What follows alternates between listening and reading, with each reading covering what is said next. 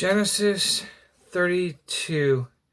Jacob also went on his way, and the angels of God met him. When Jacob saw them, he said, "This is the camp of God." So he named that place Mahanaim.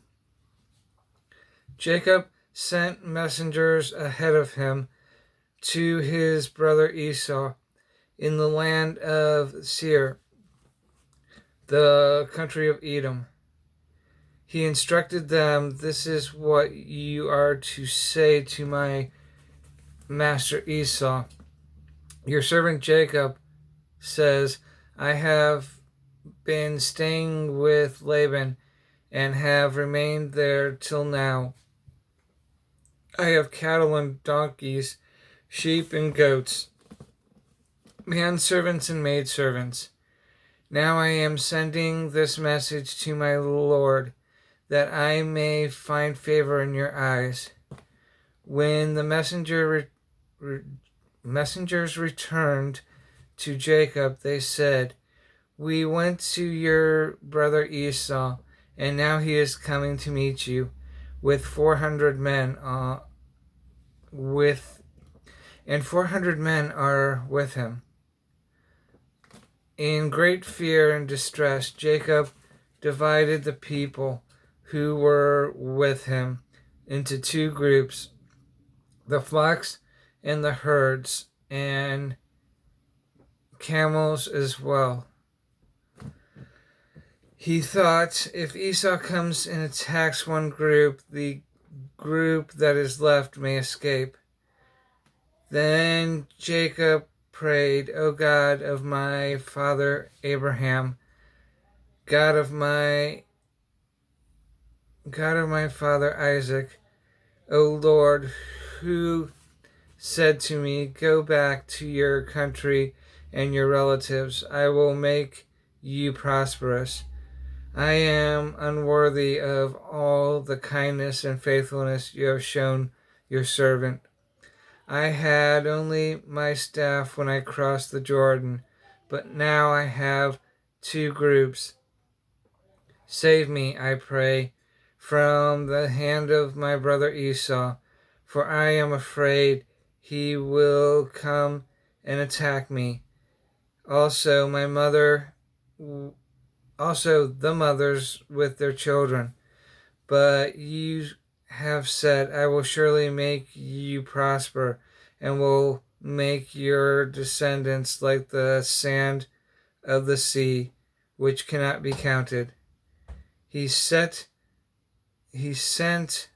the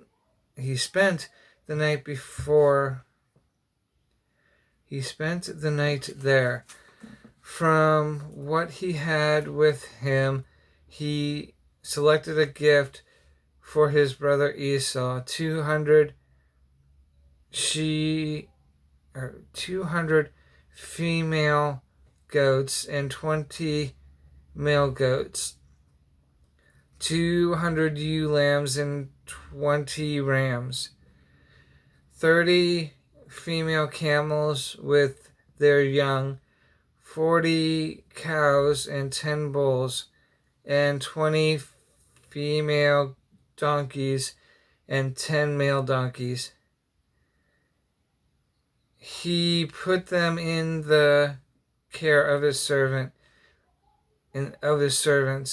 each herd by itself, and said to his servants, "Go ahead of me and keep some space between the herds."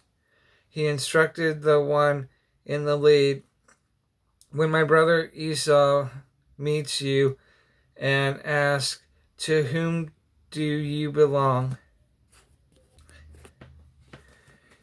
And where are you going? And who owns all these animals in front of you?'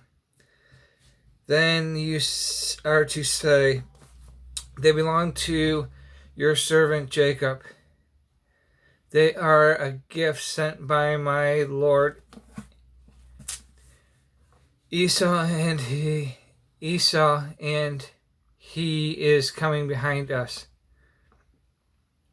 He also instructed the second and the third and all the others who followed the herd. You are to say the same thing to Esau when you meet him. And be sure to say, your servant Jacob is coming behind us. For he thought, I will pacify him with these gifts I am sending on ahead. Later, when I see him, perhaps he will receive me. So Jacob's gifts went on ahead of him, and he himself spent the night in the camp. That night Jacob got up and took his 2 wives, his 2 maidservants, and his 11 children, and crossed the ford of the Jabbok. After he sent them across the stream, he sent over all his possessions. So Jacob was left alone. A man wrestled with him till daybreak. When the man saw that he could not overpower him, he touched the socket of Jacob's hip, so that his hip was wrenched, as he wrestled with the man. Then the man said, Let me go, for it is daybreak. But Jacob replied, I will not let you go unless you bless me. The man asked him, What is your name? Jacob, he answered. Then the man said, Your name will no longer be Jacob, but Israel, because you have struggled with God and with men and have overcome. Jacob said, Please tell me your name. But he replied, Why do you ask my name? Then he blessed them. Then he blessed him there. So Jacob called the place Peniel,